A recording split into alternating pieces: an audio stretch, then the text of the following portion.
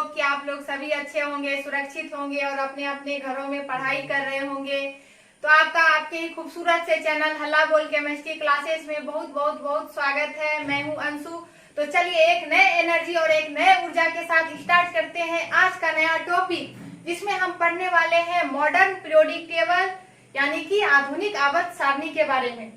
तो चलिए बच्चों, पिछली क्लास में हम लोगों ने पढ़ा था मेंडलीव पीरियोडिक टेबल यानी कि मेंडलीव की आवर्त सारणी के बारे में। हालांकि आज का जो हमारा वीडियो लेक्चर होगा वो पीरियोडिक क्लासिफिकेशन ऑफ एलिमेंट्स का वीडियो लेक्चर नंबर 4 होगा। अगर जिन बच्चों ने मेरी पिछली वीडियोस लेक्चर नहीं देखी हो तो उन्हें घबराने की कोई जरूरत नहीं है, क्योंकि मैंने आज के डिस्क्रिप्शन बॉक्स में उसका लिंक डाल रखा है। तो आप लोग उस लिंक पे जा सकते हैं और वहां से उस वीडियो को देख के अपनी पढ़ाई कर सकते हैं। तो चलिए बिना देर किए सीधे आते हैं अपने टॉपिक पर, जो कि है हमारा आज का टॉपिक मॉडर्न पीरियोडिक लॉ यानी कि आधुनिक आवर्त नियम।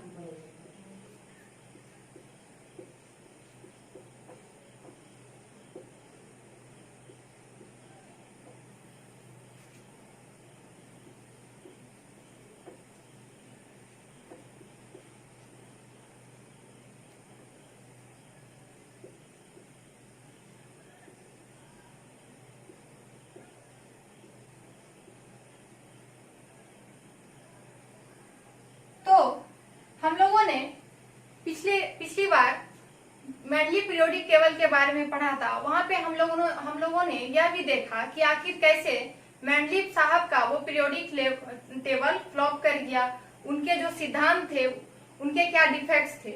हालांकि उन्होंने अपने पीरियोडिक टेबल में एलिमेंट्स को उनके बढ़ते हुए एटॉमिक वेट के आधार पर अरेंज किया था, जो कि क्या था, बहुत गलत था। क्योंकि उन्होंने अपने पीरियोडिक टेबल में हाइड्रोजन के पोजीशन को एक एग्जैक्ट जगह पर नहीं रखा, आइसोटॉप्स को उन्होंने जगह नहीं दिया। तो इसी तरह से कुछ डिफेक्ट्स थे उनके पीरियोडिक टेबल के। तो इस चीज से तो यह पता चला कि एटॉमिक वेट यानी कि परमाणु द्रव्यमान या परमाणु भार एक एग्जैक्ट प्रॉपर्टी नहीं है एलिमेंट्स को क्लासिफाई करने के लिए। Did you understand? तो इसी बीच हेनरी मोसले साहब करीब जबकि मेंडलीव पीरियोडिक टेबल का फेल्योर आ रहा था, तो उसी टाइम हेनरी मोसले साहब एक्सरे पर अपने एक्सपेरिमेंट कर रहे थे। हालांकि उन्होंने फ्रीक्वेंसी और एटॉमिक नंबर यानी कि परमाणु संख्या का एक ग्राफ भी बनाया, जो कि अभी आप लोगों के सिलेबस में नहीं है, वो 12th की सिलेबस में है। तो खैर ये सब छोड़िए। तो उन्होंने उस एक्सपेरिमेंट से ये बात बताई कि एटॉमिक नंबर यानी कि नंबर ऑफ प्रोटॉन्स, जिसे हम क्या कहते हैं, नंबर ऑफ प्रोटॉन्स, यानी कि एटॉमिक नंबर जो होता है वो एग्जैक्ट ये है, प्रॉपर्टी है किसी भी एलिमेंट्स को क्लासिफाई करने के लिए। यानी कि एटॉमिक मास नहीं बल्कि एटॉमिक नंबर, वो क्या एक एग्जैक्ट प्रॉपर्टी है किसी भी एलिमेंट को क्लासिफाई करने के लिए, जिससे कि हमें most of the properties, element की मोस्ट प्रॉपर्टीज के बारे में पता चल जाती है। किसके आधार पे? अगर हम एलिमेंट्स को एटॉमिक मास नहीं बल्कि एटॉमिक नंबर के आधार पे अरेंज करें। तो चलिए भाई साहब, तो इस प्रकार से मेंडलीव पीरियोडिक लॉ तो फेल हो गया। अब आया क्या? मॉडर्न पीरियोडिक लॉ, जिसे कि हम आधुनिक आवर्त नियम के नाम से भी जानते हैं। तो मॉडर्न पीरियोडिक लॉ क्या था? The physical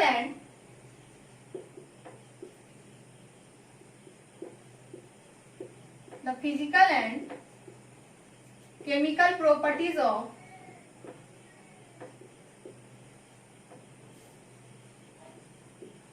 an element is a periodic function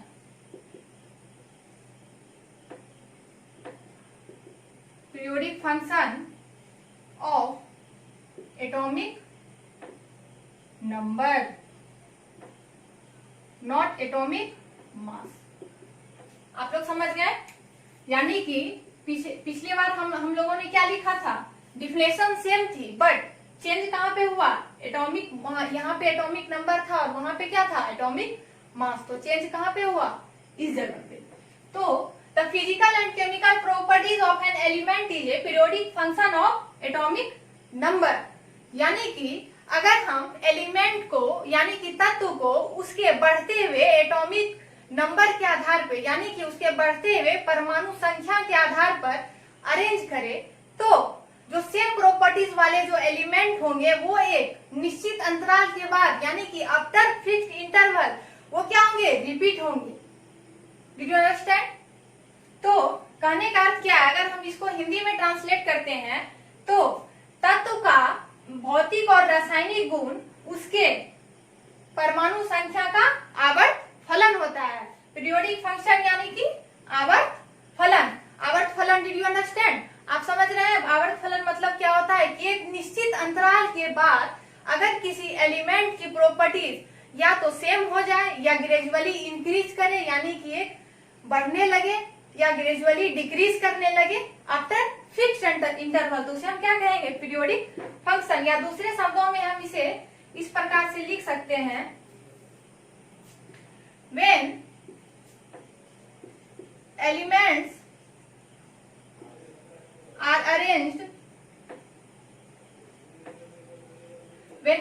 are arranged in order of their increasing atomic number, not atomic mass. When elements are arranged in order of their increasing atomic number, then we observe after fixed interval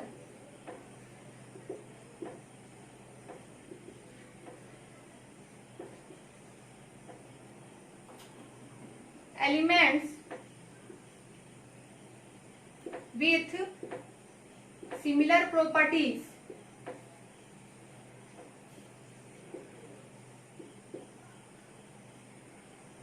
are repeated or gradual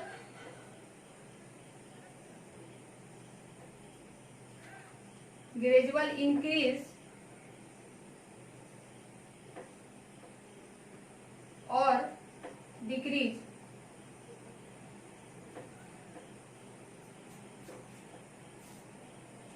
repeated, और यहाँ पे एक चीज और लिख सकते हैं, और we see gradual increase or gradual decrease after fixed interval। तो साहब उन्होंने कहा यानी मॉडर्न पीरियोडिक लॉ क्या कहता है भाई साहब कि अगर एलिमेंट्स को यानी कि तत्व को उसके बढ़ते हुए एटॉमिक वेट पे के आधार पर अगर हम अरेंज करें तो जो सेम प्रॉपर्टी वाले जो एलिमेंट होंगे वो आफ्टर फिक्स्ड इंटरवल यानी कि एक निश्चित अंतराल के बाद या तो रिपीट कर रहे होंगे या एक निश्चित अंतराल के बाद या ग्रेजुअल इंक्रीज कर रहे होंगे, यानी उनकी प्रॉपर्टीज क्या होगी, ग्रेजुअली इंक्रीज कर रही होगी या ग्रेजुअली डिक्रीज कर रही होगी। ये क्या था हमारा मॉडर्न पीरियोडिक लॉ, जो कि हेनरी साहब ने दिया था। किसने दिया था? हेनरी मोसले ने दिया था।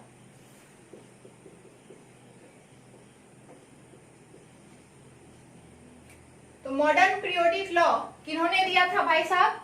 हेनरी मोसले ने। तो ये था उनका modern periodic law. Did you understand? अब इसके बाद नील बोर साहब आए। He was most loving scientist. क्यों थे? क्योंकि उन्होंने आइंस्टीन को ओपनली चैलेंज किया था। उन्होंने कई बार आइंस्टीन को ओपनली चैलेंज किया था और नील बोर ने सबसे अच्छा मॉडल दिया था। किसका अच्छा मॉडल दिया था? एटम का। तो नील बोर साहब इसलिए भी फेमस हुए, हालांकि आगे चल करके उनका जो एटम का जो मॉडल दिया था उन्होंने वो भी फेल कर गया, वो भी रिजेक्ट हो गया।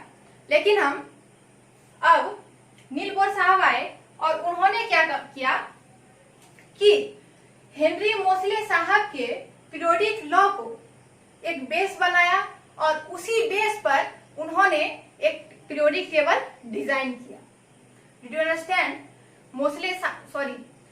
नील बोर साहब ने हेनरी मोसले के पीरियोडिक लॉ का यूज करके मॉडर्न पीरियोडिक टेबल तैयार किया, उसको डिजाइन किया, जिसे कि हम आज के डेट में फॉलो कर रहे हैं, मॉडर्न पीरियोडिक टेबल को, यानी कि आधुनिक आवर्त सारणी को। तो अब हम यहाँ पे लिख सकते हैं आप नील बोर। तो कई बार ऐसे क्वेश्चन आते हैं कि मॉडर्न पीरियोडिक टेबल को किसने अरेंज किया है, ऐसे क्वेश्चंस आते हैं। तो कई सारे बुक्स में लिखा होता है कि हेनरी मोसले ने बनाया था, बहुत सारे बुक्स में ये लिखा होता है कि नील बोर ने बनाया था। कुछ कहते हैं कि भाई दोनों ने मिलकर बनाया था। हालांकि modern periodic law Henry Mosle के ही पीरियोडिक लॉ के ऊपर बेस्ड है, पर उसे जो डिजाइन किया गया, उसे जो एक टेबल में अरेंज किया गया, एक टेबल तैयार किया गया, वो किसने किया था? वो नील बोर साहब ने किया था, जिसे कि हम बोर्स पीरियोडिक टेबल के नाम से भी जानते हैं। तो ये चीज है, एक इम्पोर्टेंट आप लोग के लिए क्वेश्चन हो गया कि मॉडर्न पीरियोडिक टेबल को हम लोग क्या कहते हैं? बोर्स पीरियोडिक टेबल ही कहते हैं, यानी कि बोर्स की आवर्त सारणी, क्योंकि उसे नील बोर साहब ने डिजाइन किया था। और किसके लॉ के आधार पर डिजाइन किया था? तो हेनरी मोसले के लॉ के आधार पर डिजाइन किया था। ये एक इम्पोर्टेंट पॉइंट है, इसे आप लोग नोट कर सकते हैं। तो चलिए अब हम देखते हैं कि आखिर हमारा मॉडर्न पीरियोडिक टेबल दिखता कैसा है। इसे मैं इरेज कर लेती हूँ।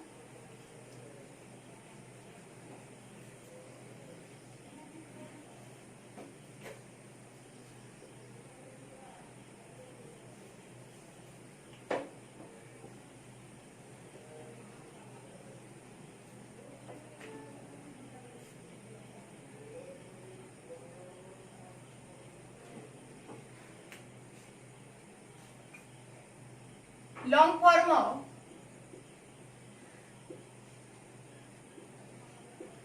मॉडर्न पीरियोडिक टेबल,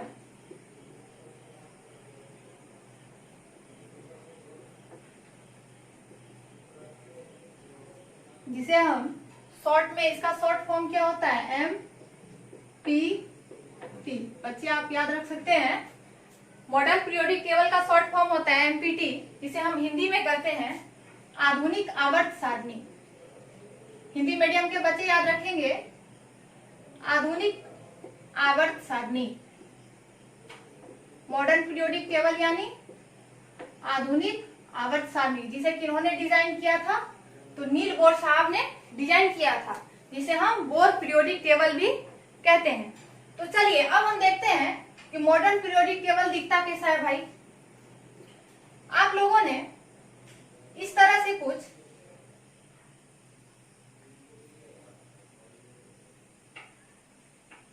कुछ फॉर्म देखा होगा पीरियोडिक टेबल का।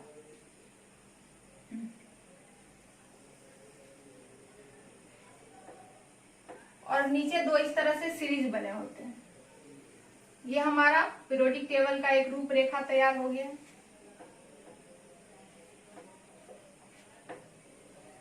तो चलिए भाई साहब, यहाँ पे इस तरह से कॉलम बने होते हैं, इसमें भी 10 कॉलम बने होते हैं।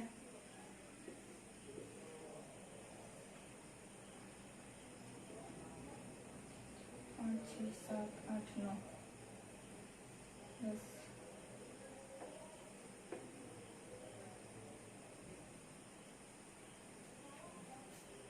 इसमें भी इसी प्रकार से total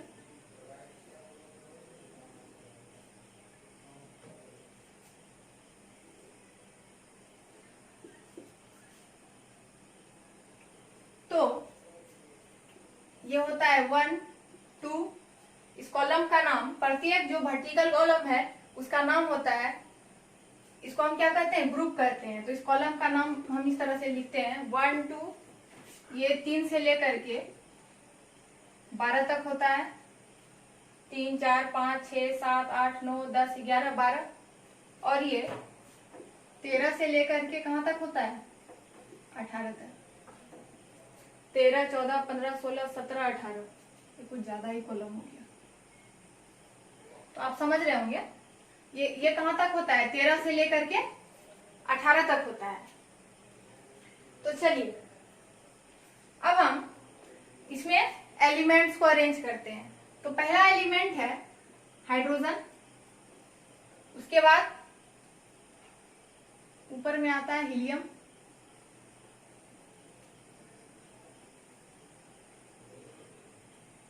lithium, beryllium, boron, carbon, nitrogen, oxygen, fluorine, neon, sodium, magnesium, aluminium, silicon, phosphorus, sulphur, chlorine, उसके बाद आर्गन, उसके बाद यहाँ पे पोटासियम, उसके बाद कैल्शियम,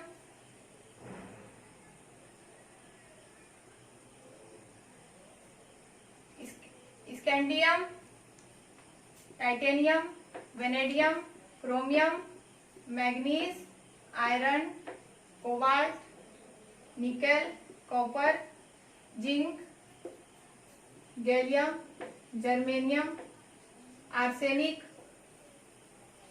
सेलेनियम, ब्रोमीन, क्रिप्टन। तो इसी प्रकार से ये इसमें बहुत सारे एलिमेंट जो होते हैं 100, इसमें टोटल कितने एलिमेंट्स अरेंज होते हैं 118 एलिमेंट्स। मॉडर्न पीरियोडिक टेबल में टोटल कितने एलिमेंट्स अरेंज होते हैं 118 एलिमेंट्स। इसकी की डिस्कवरी अभी तक की जा चुकी है और हमारे मॉडर्न पीरियोडिक टेबल में इतने एलिमेंट्स अरेंज हैं। तो भाई साहब मैंने कुछ एलिमेंट्स को अरेंज करके दिखाया, आप लोग मतलब इसको देख सकते हैं, बुक में देख सकते हैं किस प्रकार से होता है। तो मैं इसका एक छोटा सा ये नमूना तो ड्रॉ कर दी हूँ कि किस तरह से भाई मॉडर्न पीरियोडिक टेबल दिख रहा है। तो हम लोगों ने देखा किस प्रकार से एलिमेंट जो होते हैं उनके बढ़ते हुए एटॉमिक नंबर के आधार पर अरेंज होते हैं।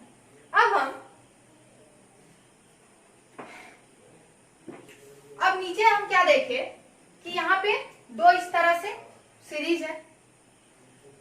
ये क्या है, ये हो गया मेरा पहला सीरीज, ये हो गया दूसरा सीरीज।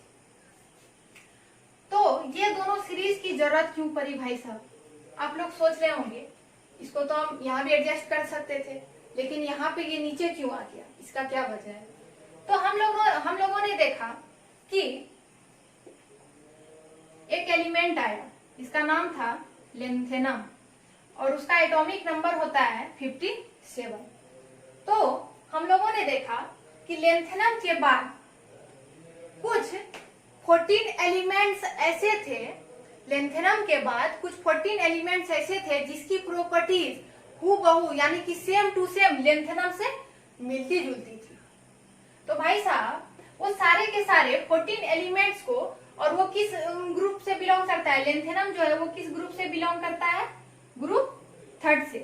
अब ग्रुप थर्ड में टोटल 15 एलिमेंट्स को, यानी कि ये इधर 14 और ये लेंथेनम हो गया, टोटल 15 एलिमेंट्स को अरेंज कर पाना तो इम्पॉसिबल है। अगर हम इसको इसके नीचे भी रखते तो हमारा पीरियोडिक टेबल क्या हो जाता, एक्सपेंड कर जाता, इतना बड़ा हो जाता कि शायद बोर्ड से भी ज्यादा बड़ा हो जाता।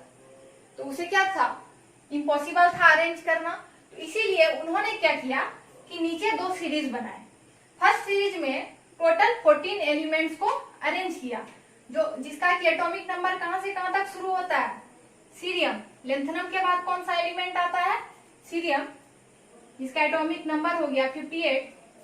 सीरियम से अरेंज कर करके अब आया ल्यूटेशियम, जिसका कि एटॉमिक नंबर होता है 71। तो चलिए भाई साहब, तो यहाँ पे हम लोगों ने देख लिया कि लेंथेनम के बाद जो 14 एलिमेंट्स थे जिसकी की property same to same lanthanum से मिलती जुलती थी, वो सारे के सारे 14 एलिमेंट्स को क्या कर दिया गया, नीचे एक सीरीज में डाल दिया गया। क्यों डाला? कि भाई पीरियोडिक टेबल मेरा एक्सटेंड नहीं कर जाए, इस वजह से उसे एक नीचे अलग सीरीज में रखा गया। तो इस सीरीज को हमने क्या कह दिया? लेंथेनाइड्स। क्या कह दिया भाई साहब? लेंथेनाइड्स। लेंथेनाइड्स क्यों कहा?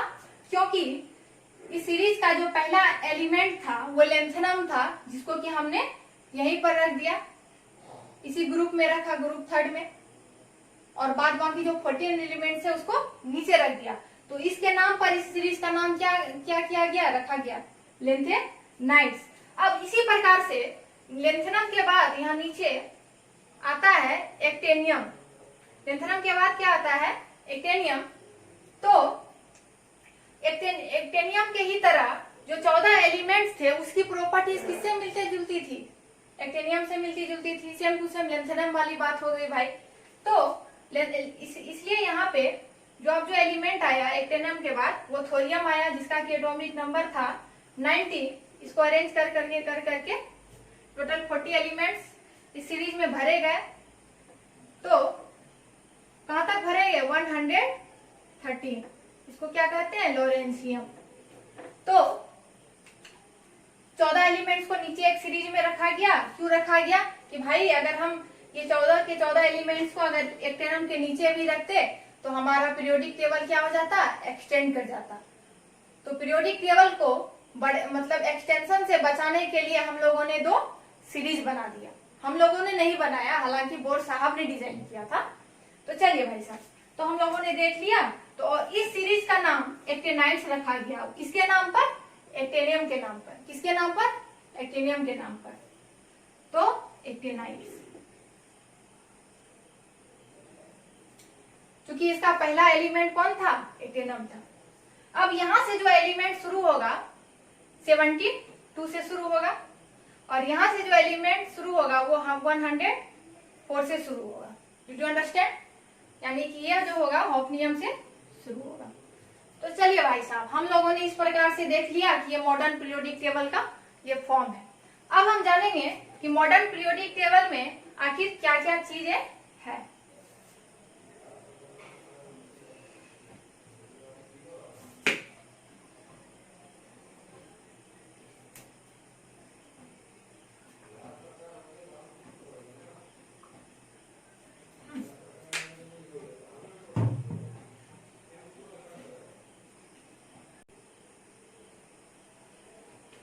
हाँ, तो अब हम जानेंगे कि मॉडर्न पीरियोडिक टेबल में आखिर है क्या क्या चीज।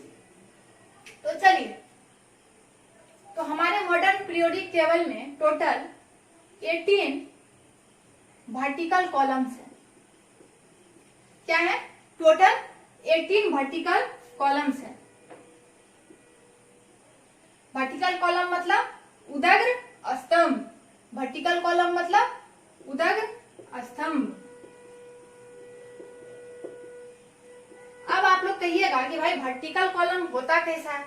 तो अगर हम टॉप टू बॉटम आए, इस तरह से टॉप टू बॉटम आए, इस तरह से खींचे तो वो क्या हो गया? मेरा वर्टिकल कॉलम हो गया। या ऐसे भी याद रख सकते हैं, up to down, up to down, ये क्या हो गया? मेरा वर्टिकल कॉलम हो गया, जिसे हम क्या कहते हैं? उदग्र स्तंभ। तो हमारे मॉडर्न पीरियोडिक टेबल में टोटल 18 वर्टिकल कॉलम्स हैं, जिसे कि हम ग्रुप कहते हैं। जिसे हम क्या कहते हैं? ग्रुप कहते हैं। ग्रुप मतलब समूह। तो आप लोग देख रहे होंगे कि टोटल 18 कॉलम्स, वर्टिकल कॉलम्स कैसे देखे? 1 2 3 to 12 और 13 to 18। तो ये हमारे टोटल 18 वर्टिकल कॉलम्स है, जिसे कि हम क्या कहते हैं? ग्रुप कहते हैं। अब पीरियड की बात आती है, तो हमारे मॉडर्न पीरियोडिक टेबल में टोटल 7 हॉरिजेंटल लाइन्स हैं। टोटल कितने हॉरिजेंटल लाइन है? तो भाई साहब टोटल 7 हॉरिजेंटल लाइन है, जिसे कि हॉरिजेंटल लाइन मतलब क्षैतिज कतार। हिंदी मीडियम के बच्चे याद रखेंगे, क्षैतिज कतार, जिसे कि हम क्या कहते हैं? पीरियड कहते हैं। जिसे हम क्या कहते हैं भाई साहब? पीरियड कहते हैं। पीरियड यानी आवर्त। पीरियड यानी आवर्त। तो पीरियड कैसा होता है? अगर हम left to right periodic table में अगर हम लेफ्ट टू राइट मूव करें, यानी कि इस तरह से अगर हम खींचे, तो ये मेरा क्या हो गया, पीरियड हो गया। ये हमारा क्या हो गया भाई साहब, पीरियड हो गया। तो इस प्रकार से टोटल 7 पीरियड है, यानी 1 2 3 4 5 6 और 7। टोटल कितने पीरियड है भाई साहब, टोटल 7 पीरियड है। तो आप लोग कहिएगा कि लेंथेनाइड्स और एक्टिनाइड्स कौन से पीरियड में आता है। आप लोग कह रहे होंगे, सोच रहे होंगे कि लेंथेनाइड्स और एक्टिनाइड्स को अगर हम ऐड करें तो टोटल तो 9 पीरियड होना चाहिए, बट लेकिन ऐसा नहीं है।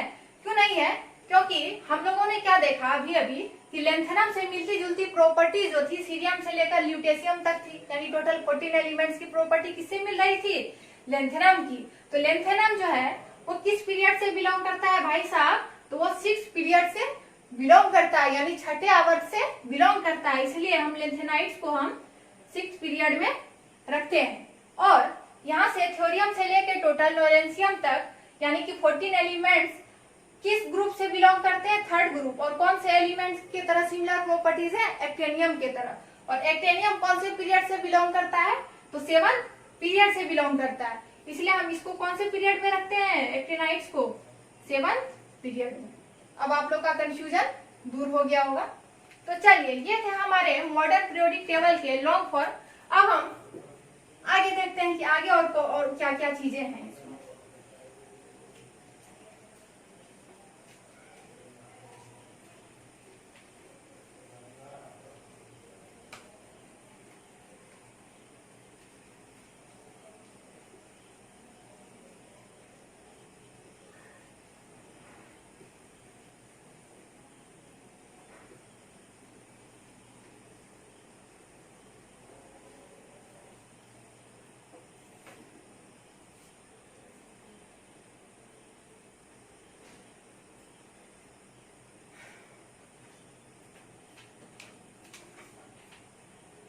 तो चलिए 1 से 2 को हम कौन से ब्लॉक में रखते हैं भाई साहब, एस ब्लॉक में। लेकिन इससे पहले हम एक छोटा जैसा पीरियोडिक टेबल ड्रॉ कर लेते हैं ताकि आप लोगों को समझाने में आसानी हो। तो चलिए मैं साइड में बना लेती हूँ।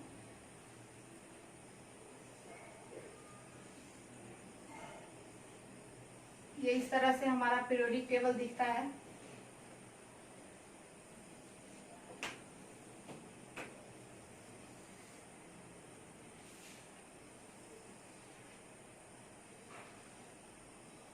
तरह से कॉलम, वर्टिकल कॉलम, यानी ऊपर से नीचे हम लोग लाइन खींचते हैं। तो 1 2 और इसमें 3 से लेकर के 12 तक होती है, इसमें 13 से 18 तक। ये क्या है, वर्टिकल कॉलम है, जिसे कि हम ग्रुप कहते हैं। तो 1 से 2 को कौन से ब्लॉक में रखा गया भाई साहब, एस ब्लॉक में। इसको कौन से ब्लॉक में रखा गया, एस ब्लॉक में। 1 से 2 वाले कॉलम को एस ब्लॉक में रखा गया, यानी कि ब्लॉक यानी कि खंड। ब्लॉक के अंदर क्या होता है, कॉलम होता है, जिसे कि हम ग्रुप कहते हैं। कॉलम का जो समूह होता है उसे हम ग्रुप कहेंगे, और ब्लॉक के अंदर क्या होता है, ग्रुप होता है। तो एस ब्लॉक के अंदर 2 कॉलम बने हुए हैं, 1 और 2, जिसे कि हम क्या कह रहे हैं, फर्स्ट ग्रुप, सेकेंड ग्रुप। अब 3 से 12 तक के कॉलम को कौन से ब्लॉक में रखा गया, डी ब्लॉक में, यानी कि डी खंड में। इसको डी ब्लॉक में रखा गया। अब 13 से 18 तक के कॉलम को पी ब्लॉक में रखा गया, यानी कि पी खंड में। और नीचे जो 2 सीरीज बने हुए हैं उसे एफ ब्लॉक में रखा गया है। अब हम बात करते हैं कि नीचे जो 2 सीरीज हैं, पहला तो हो गया 6 पीरियड, दूसरा हो गया 7 पीरियड, यानी कि टोटल कितने पीरियोडिक टेबल में पीरियड्स होते हैं, 7। 1 2 3 4 5 6 और 7। और ये कहां से कहां तक स्टार्ट होता है, थोरियम से लेकर के 71 58 सीरियम से लेकर के कहां तक होता है, ल्यूटेशियम तक, यानी कि टोटल 71 तक। और इसमें 90 यानी कि थोरियम से लेकर के कहां तक होता है, लॉरेंसियम तक, यानी कि 103 तक। तो सिक्स्थ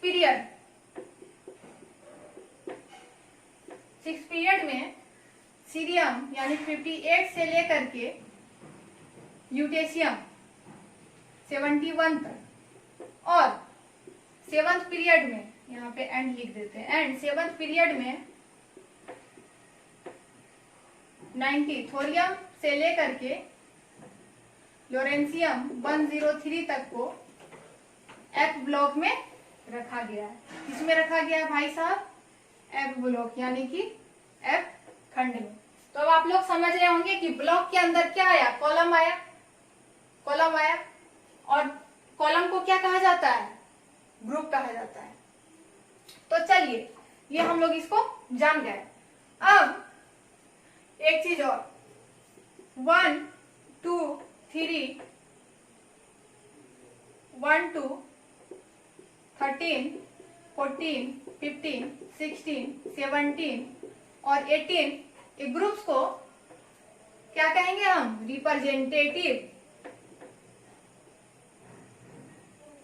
रिप्रेजेंटेटिव एलिमेंट्स कहेंगे। तो 1 2 13 14 15 16 17 18 वाले ग्रुप के एलिमेंट्स को हम क्या कहेंगे भाई साहब, रिप्रेजेंटेटिव एलिमेंट्स कहेंगे। अब हम बात करते हैं कि पीरियड में, यानी कि टोटल कितने पीरियड्स हैं, 7। तो टोटल पीरियड में, यानी कि प्रत्येक पीरियड में नंबर ऑफ एलिमेंट्स कितने हैं।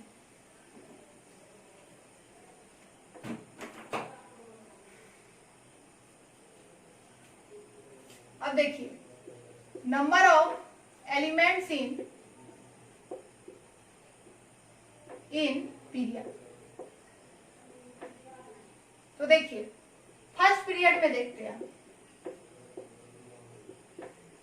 फर्स्ट पीरियड में टोटल कितने एलिमेंट्स हैं, 2 एलिमेंट होते हैं। कौन कौन, हाइड्रोजन और हीलियम, हाइड्रोजन और हीलियम।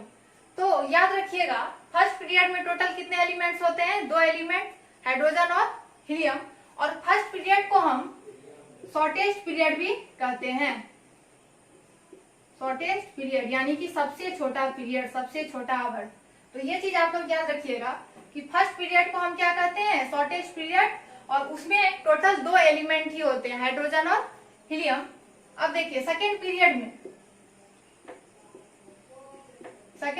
में टोटल 8 एलिमेंट होते हैं। अब वो 8 एलिमेंट्स कौन कौन से हैं भाई साहब, देखिए lithium, beryllium, boron, carbon, nitrogen, oxygen, fluorine और नियोन।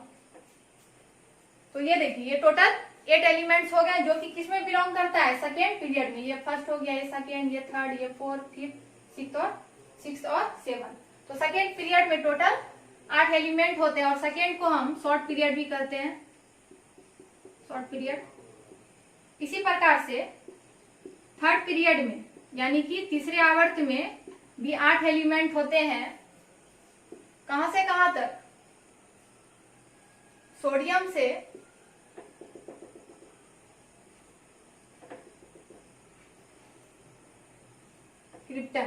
आर्गन तक,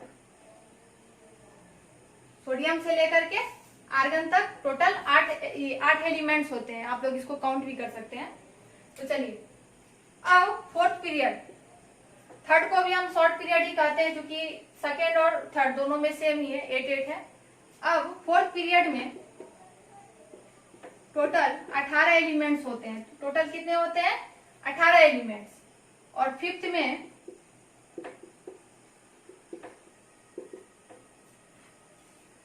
भी 18 होते हैं, सिक्स्थ में 32 होते हैं, 32, और सेवंथ में भी 32 ही होते हैं। बट ये क्या है, अभी इनकम्प्लीट है।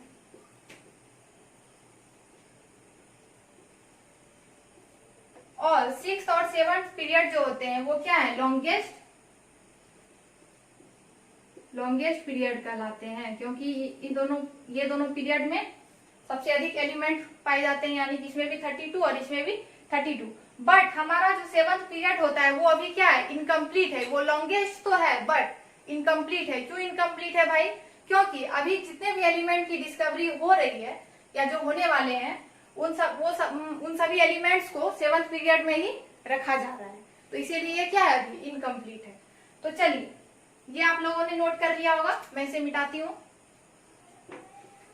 अब पीरियड की तो बात हो गई। हाँ, एक और ट्रिक है याद रखने का कि पहले पीरियड में 2 था, दूसरे में 8, तीसरे में 8, चौथे में 18, पांचवें में 18, छठे में 32, सातवें में 32 एंड इनकम्प्लीट। ये चीज लिखना नहीं भूलिएगा। तो 2, 8, 8, 18, 18, 32, 32, 2, 8, 8, 18, 18, 32, 32। ये याद रखने का एक ट्रिक है, ऐसे भी आप लोग रिमेम्बर कर सकते हैं इस चीज को। तो चलिए अब हम ग्रुप्स में देख लेते हैं।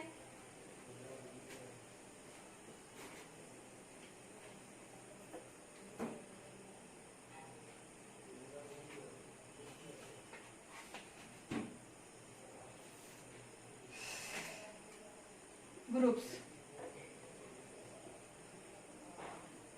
तो चलिए भाई साहब, फर्स्ट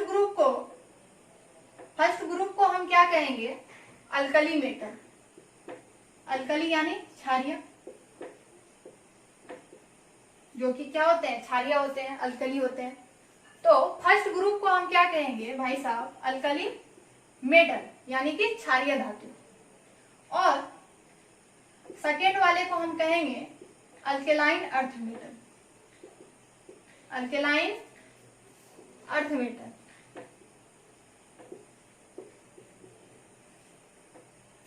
और ये दोनों ग्रुप जो है वो कौन से ब्लॉक में आते हैं भाई साहब, एस ब्लॉक में। अब एस ब्लॉक की तो बात हो गई। अभी हमें क्या पढ़ना है, सिर्फ एस ब्लॉक पढ़ना है, पी ब्लॉक पढ़ना है। और डी ब्लॉक और एफ ब्लॉक चूंकि ये हमारे सिलेबस में अभी नहीं है, ये हायर क्लासेस में है, तो इसे हम हायर क्लास में पढ़ेंगे। इसीलिए हमें मेनली अभी किसको याद रखना है, एस ब्लॉक को और पी ब्लॉक को, और डी ब्लॉक एफ ब्लॉक को अभी याद नहीं रखना है। तो चलिए अब हम पी ब्लॉक की बात करते हैं। पी ब्लॉक में जो हमारा 13 ग्रुप है, 13 ग्रुप, एक मिनट पहले हम एलिमेंट्स को अरेंज कर लेते हैं। Hydrogen, helium, lithium, beryllium, boron, carbon, nitrogen, oxygen, fluorine और नियोन। तो 13 ग्रुप को हम क्या कहेंगे, बोरोन फैमिली। बोरोन फैमिली यानी कि बोरोन का परिवार। चूंकि 13 ग्रुप का जो पहला एलिमेंट है वो क्या है भाई साहब, बोरोन है। 13 ग्रुप का पहला एलिमेंट क्या है, बोरोन है। तो इसे हम क्या कहेंगे, बोरोन फैमिली यानी कि बोरोन का परिवार। अब 14 ग्रुप पे आते हैं। तो और चूंकि ये सब क्या है, पी ब्लॉक्स में, यहाँ पे लिख देती हूँ मैं पी ब्लॉक। तो चलिए 14 ग्रुप में जो पहला एलिमेंट है मेरा वो क्या है, कार्बन। तो हम क्या लिखेंगे, कार्बन फैमिली यानी कि कार्बन का परिवार। अब 15 ग्रुप को हम किस नाम से जानते हैं, क्योंकि 15 ग्रुप का जो पहला एलिमेंट है वो क्या है, नाइट्रोजन है। तो इसे हम क्या कहेंगे, नाइट्रोजन फैमिली यानी कि नाइट्रोजन का परिवार। इसे हम निकोजेंस भी कहते हैं। इसे हम क्या कहते हैं, निकोजेंस भी कहते हैं। ये चीज आप याद रखिएगा कि 15 ग्रुप के एलिमेंट्स को हम निकोजेंस भी कहते हैं या नाइट्रोजन फैमिली भी कहते हैं। अब 16 ग्रुप की बात आती है। तो 16 ग्रुप का जो पहला एलिमेंट है वो क्या है भाई साहब, 13, 14, 15, 16 क्या है, ऑक्सीजन है। वो क्या है, ऑक्सीजन। तो उसे हम क्या कहेंगे, ऑक्सीजन फैमिली यानी कि ऑक्सीजन का परिवार। या इसे हम चैल्कोजेंस भी कहते हैं। इसे हम क्या कहते हैं, चैल्कोजेंस। चैल्कोजेंस यानी कि जो और बनाते हो, जो क्या बनाते हो, और बनाते हो। यानी कि ये जो 16 ग्रुप के जो एलिमेंट है वो मेटल से कंबाइन करके क्या बनाते हैं, मिनरल बनाते हैं। और मिनरल से हम क्या करते हैं, मेटल का एक्सट्रैक्शन करते हैं, यानी मेटल का यानी धातु का निष्कर्षण करते हैं। तो और वह मिनरल है, अयस्क वह मिनरल है जिससे कि हम धातु का निष्कर्षण करते हैं या मेटल का एक्सट्रैक्शन करते हैं, तो उसे हम क्या कहते हैं, चैल्कोजेंस। तो ग्रुप 16 के एलिमेंट्स को हम क्या कहते हैं, ऑक्सीजन फैमिली या चैल्कोजेंस। तो चलिए अब 17 ग्रुप में आते हैं। तो 17 ग्रुप को हम क्या कहेंगे, हेलोजेंस। 17 ग्रुप को हम क्या कहेंगे, हेलोजन। अब ग्रुप 18 की बात आती है, उसको हम क्या कहेंगे, इनर्ट गैस। ये जो है 18 ग्रुप में आता है हीलियम, इनर्ट गैस या नोबल गैस या जीरो गैस या जीरो ग्रुप भी कहेंगे। तो जीरो ग्रुप कहने का क्या तात्पर्य है, तो एक सिंपल सी बात है कि भाई साहब जो हमारे 18 ग्रुप के जो एलिमेंट्स हैं, यानी कि ये जितने भी सारे गैसेस हैं, ये क्या है कि किसी से कंबाइन नहीं करते हैं, क्योंकि इसका जो वैलेंसी होता है वो क्या होता है, जीरो।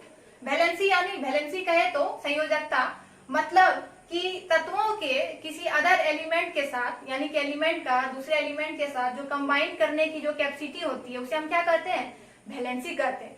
तो ये जो होते हैं कंबाइन किसी से नहीं करते हैं, क्योंकि इसका वैलेंसी क्या होता है, जीरो होता है, इसलिए हम इस वजह से इसे हम जीरो ग्रुप कहते हैं। और इनर्ट यानी कि निष्क्रिय, अक्रिय, जो किसी से रिएक्शन नहीं करता हो, उसे हम क्या कहते हैं, इनर्ट, यानी कि इनर्ट गैस या निष्क्रिय गैस। तो चलिए अब दूसरा, ये तीसरा नाम क्या आता है भाई, नोबल गैस। इसे हम 18 ग्रुप के एलिमेंट्स को हम नोबल गैस के भी नाम से जानते हैं। तो अब आप लोग सोच रहे होंगे कि भाई साहब इसे हम नोबल गैस क्यों बोले, क्योंकि आप लोगों ने नोबल नाम से आपको एक चीज याद आया होगा, नोबल प्राइज, नोबल पुरस्कार। तो आप लोग कभी ऐसा सोचे हैं क्या कि नोबल पुरस्कार क्या हर व्यक्ति को मिलता है, नहीं, ये किसी विशेष व्यक्ति को मिलता है जो कि समाज के लिए, देश के लिए एक विशेष काम करता हो, जो कि सबसे अलग हो, जिसका की गुण जो हो सबसे अलग हटके हो, वो हमारे समाज के लिए इंस्पायरेशन हो, तो उस व्यक्ति को नोबल प्राइज से सम्मानित किया जाता है। तो इसी प्रकार से हमारे पीरियोडिक टेबल में जितने भी एलिमेंट्स हैं, उन सभी एलिमेंट्स में ग्रुप 18 के जो एलिमेंट्स हैं उनके जो प्रॉपर्टी है वो सबसे काफी अलग है, भिन्न है, इस वजह से उनका नाम क्या रखा गया, नोबल गैस। अब आप कहिएगा कि भाई साहब इसे नोबल गैस क्यों कहा गया, कैसे भिन्न है, इसकी प्रॉपर्टी कैसे भिन्न है। तो मैं आपको बताती हूँ कि दुनिया में, पूरे दुनिया में जितने भी सारे गैसेस हैं वो क्या होते हैं, डायटोमिक फॉर्म में होते हैं, डायटोमिक फॉर्म में होते हैं। यानी कि डायटोमिक बोले तो उसका हिंदी हो जाता है द्विपरमाणविक। डायटोमिक मतलब द्विपरमाणविक। तो जैसे देखिए कुछ गैसेस के नाम आप भी जानते होंगे, ऑक्सीजन गैस जो कि O2 के फॉर्म में रहता है, नाइट्रोजन गैस N2 के फॉर्म में रहता है, कार्बन डाइऑक्साइड CO2, या डायटोमिक कहे या फिर हम पॉलीएटोमिक भी कह सकते हैं, यानी कि एक से अधिक से एटम से मिलकर के जो बनता है वो गैस, वो हो गया पॉलीएटोमिक। तो जैसे कार्बन डाइऑक्साइड हो गया CO2, CO कार्बन मोनोऑक्साइड। तो आप लोग देख रहे होंगे कि इसमें जो नंबर ऑफ एटम्स है वो एक से अधिक है। ऑक्सीजन कितना आइटम से मिलकर के बना है भाई, 2 ऑक्सीजन से मिलकर बना है। नाइट्रोजन की बात करें तो ये जो है 2 नाइट्रोजन से मिलकर बना है, इसलिए हम ये डाइनाइट्रोजन हो गया। N2 गैस, ये क्या और गैसियस गैस के फॉर्म में है, ये क्या है, गैस के फॉर्म में है। और CO2 की बात करें तो इसमें 1 कार्बन है और 3 ऑक्सीजन है। इसमें क्या, सॉरी, 1 कार्बन है और 2 ऑक्सीजन है, यानी कि 1 से अधिक एटम से मिलकर के बना है, ट्राइएटोमिक हो गया ये। अब कार्बन मोनोऑक्साइड की बात करें तो इसमें 1 कार्बन है और 1 ऑक्सीजन है, यानी कि इसमें 1 से अधिक एटम है। तो हमने क्या देखा कि दुनिया का कोई भी गैस वो क्या, अगर 1 से अधिक एटम से मिलकर के बना होता है, बट नोबल गैस 1 से अधिक एटम से मिलकर नहीं बना होता है, वो क्या होते हैं, मोनो एटॉमिक होते हैं। वो क्या होते हैं भाई, मोनो एटॉमिक होते हैं। यानी कि आपने कभी ऐसा देखा है क्या, हीलियम गैस को हम He2 लिखते हैं, नियोन गैस को Na2 लिखते हैं, आर्गन गैस को Na2 लिखते हैं। इस तरह से हम लोग नहीं लिखते हैं, बल्कि हम लोग कैसे लिखते हैं इसको, हीलियम को, हीलियम गैस को He, आर्गन को Ar, क्रिप्टन को Kr, इस तरह से हम लोग लिखते हैं। तो ये क्या हो गया हमारा मोनो एटॉमिक फॉर्म में। तो इस वजह से कि ग्रुप 18 के एलिमेंट्स के जितने भी सारे ग्रुप 18 में जितने भी सारे एलिमेंट्स हैं वो सब क्या होते हैं, मोनो एटॉमिक फॉर्म में होते हैं। और वो सारे के सारे क्या हैं, गैसियस हैं, और वो क्या है, इनर्ट है, वो किसी से रिएक्शन नहीं करते हैं। इस वजह से उसे क्या नाम रखा गया, नोबल गैस। अब आप लोग समझ गए होंगे इसे नोबल गैस क्यों कहा जाता है, तो आप लोग जवाब दे सकते हैं। तो चलिए भाई, ये हमारा यहाँ पे ये खत्म होता है। और एक चीज, हाँ, ग्रुप 13 से लेकर के 18 तक ये सारे के सारे किस ब्लॉक में पाए जाते हैं भाई, तो पी ब्लॉक में। कौन से ब्लॉक में, तो पी ब्लॉक में। तो चलिए अब हम एक चीज और पढ़ते हैं। ज्यादा नहीं पढ़ाऊंगी, बस और 2 मिनट का काम है, क्योंकि ज्यादा पढ़ाने के बाद हमारा वीडियो ज्यादा लंबा हो जाएगा, फिर आप लोग देखना पसंद नहीं करेंगे।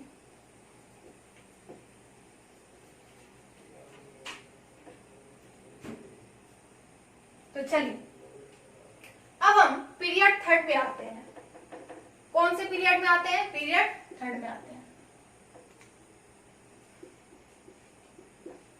Period third.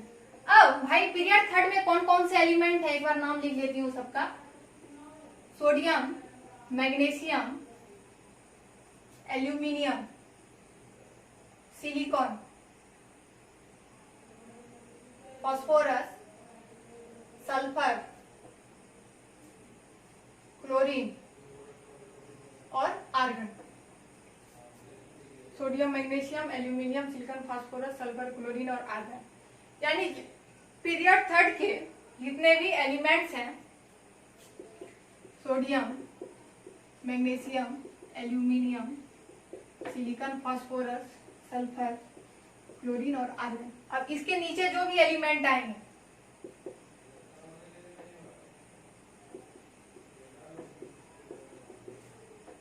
Potassium, rubidium, caesium, francium, calcium, strontium, barium और radium, gallium, indium, thallium, germanium,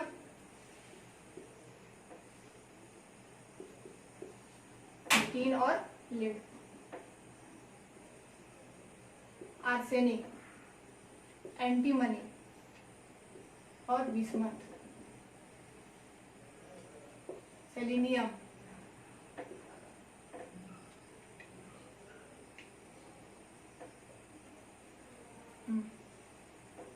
और पोलिनियम।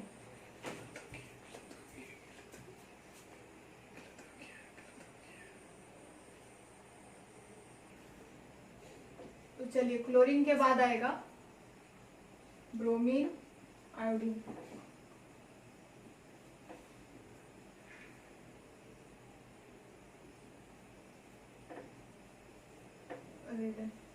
तो चलिए ये ठीक है ना, सॉरी यहाँ पे टी होगा, टेल्यूरियम।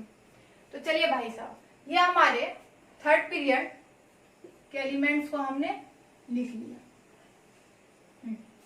अब इसके नीचे ये प्रत्येक इस ग्रुप यानी कि प्रत्येक ग्रुप यानी कि 1 से लेकर के टोटल 18 तक के ग्रुप्स के एलिमेंट्स हैं।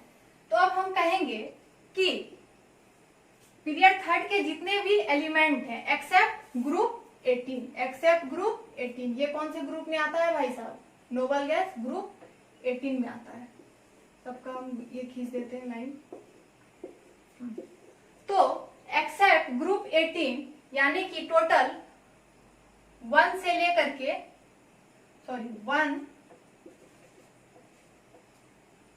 1 2 और यहाँ पे 13 to 17, ये सारे के सारे जो एलिमेंट्स होंगे वो क्या होंगे, टिपिकल एलिमेंट्स होंगे। वो क्या होंगे, पीरियड थर्ड के एलिमेंट्स होंगे वो टिपिकल एलिमेंट्स होंगे।